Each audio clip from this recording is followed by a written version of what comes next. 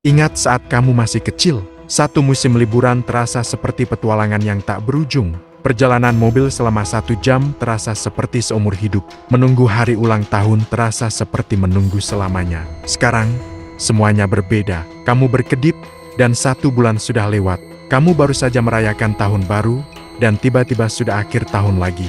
Waktu seolah dipercepat, dan kamu tidak tahu kemana perginya semua hari itu. Kamu tidak sendirian merasakan ini. Hampir semua orang dewasa merasakan hal yang sama. Semakin tua, semakin cepat waktu berlalu. Tapi inilah yang aneh. 1 jam tetap 60 menit. 1 tahun tetap 365 hari. Waktu secara fisik tidak berubah sama sekali. Jadi, kenapa otakmu merasa waktu semakin cepat? Jawabannya lebih gelap dari yang kamu kira. Untuk memahami ini, kita harus melihat bagaimana otakmu sebenarnya mengukur waktu. Karena otakmu tidak punya jam, otakmu tidak mengukur waktu dengan detik atau menit. Ia mengukur waktu dengan ingatan. Semakin banyak ingatan baru yang kamu buat dalam satu periode, semakin panjang periode itu terasa saat kamu mengingatnya kembali. Sekarang pikirkan masa kecilmu. Hampir semua yang kamu alami adalah baru. Pertama kali naik sepeda, pertama kali ke pantai, pertama kali masuk sekolah.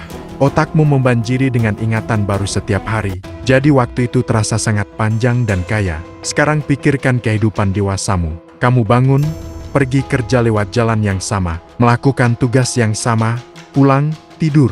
Otakmu hampir tidak membuat ingatan baru. Dan otak yang tidak membuat ingatan baru, merasa waktu berlalu dengan cepat. Sekarang mari kita lihat teori kedua yang lebih mengganggu. Ini disebut teori proporsional. Idenya sederhana. Setiap tahun dalam hidupmu diukur secara relatif terhadap total usiamu. Saat kamu berusia 5 tahun, 1 tahun adalah 1/5 dari seluruh hidupmu. Itu 20%, sebuah porsi yang sangat besar. Maka 1 tahun terasa sangat panjang. Tapi saat kamu berusia 50 tahun, 1 tahun hanyalah 1/50 dari hidupmu. Hanya 2%, porsi yang jauh lebih kecil. Maka 1 tahun terasa berlalu dalam sekejap. Bagi seorang anak berusia 10 tahun, menunggu 1 tahun terasa seperti selamanya. Karena itu 10% dari seluruh keberadaannya. Bagi orang berusia 50, 1 tahun hanya secul kecil dari pengalaman hidupnya. Itulah sebabnya musim demi musim mulai terasa menyatu. Dan tahun demi tahun terasa semakin pendek. Tapi ini bukan bagian yang paling mengejutkan. Bagian yang paling gelap adalah apa yang tersirat dari semua ini.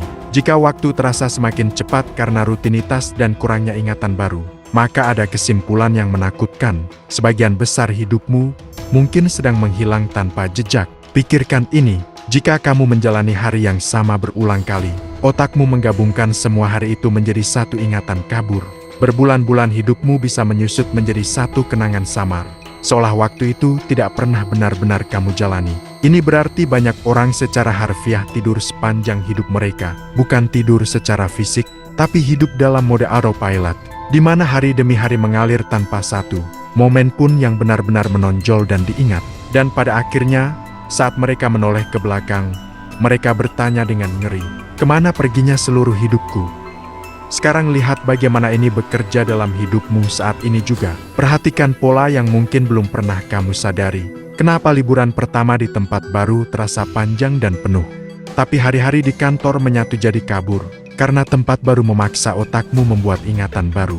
Sementara rutinitas tidak. Kenapa masa pandemi terasa aneh bagi banyak orang? Sebagian merasa waktu berlalu sangat cepat. Sebagian merasa sangat lambat. Karena rutinitas hancur dan otak kehilangan penanda waktu yang biasa. Kenapa satu perjalanan penuh petualangan terasa lebih panjang dari sebulan penuh rutinitas? Bukan karena durasinya, tapi karena kepadatan ingatannya. Semua ini membuktikan satu hal. Waktu yang kamu rasakan tidak diukur oleh jam. Ia diukur oleh seberapa hidup dan sadar kamu menjalani setiap momen.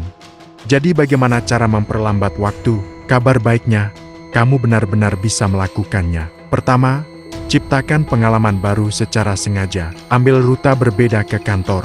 Coba makanan yang belum pernah kamu coba. Pelajari keterampilan baru. Setiap pengalaman baru memaksa otakmu membuat ingatan segar. Dan itu meregangkan waktu yang kamu rasakan.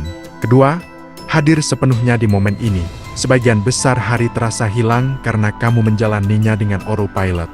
Saat kamu benar-benar memperhatikan, menyadari, dan merasakan, otakmu merekam momen itu dengan lebih dalam. Ketiga, keluar dari rutinitas secara berkala, liburan, petualangan, atau bahkan perubahan kecil dalam kebiasaan bisa menciptakan penanda waktu yang membuat hidupmu terasa lebih panjang dan lebih kaya. Karena pada akhirnya, kamu tidak bisa menambah jumlah tahun dengan mudah, tapi kamu bisa membuat setiap tahun terasa jauh lebih penuh. Waktu tidak benar-benar semakin cepat, yang berubah adalah caramu menjalaninya. Saat kamu masih kecil, dunia penuh dengan hal-hal baru, dan setiap hari adalah petualangan yang layak diingat. Saat kamu dewasa, kamu membangun rutinitas yang nyaman, tapi rutinitas itu diam-diam mencuri waktumu, menggabungkan hari demi hari menjadi kabut yang tak berbentuk. Tapi sekarang kamu tahu rahasianya. Waktu yang kamu rasakan bukanlah tentang berapa lama kamu hidup. Ini tentang seberapa dalam kamu benar-benar hadir dalam hidupmu. Kamu tidak bisa menghentikan jam, tapi kamu bisa memilih untuk bangun dari autopilot. Kamu bisa memilih untuk mencari hal baru, merasakan setiap momen, dan benar-benar hidup.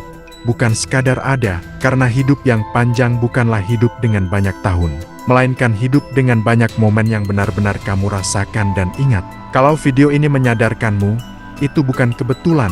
Like kalau kamu setuju, subscribe, karena masih banyak fakta hitam tentang hidupmu yang belum kamu tahu.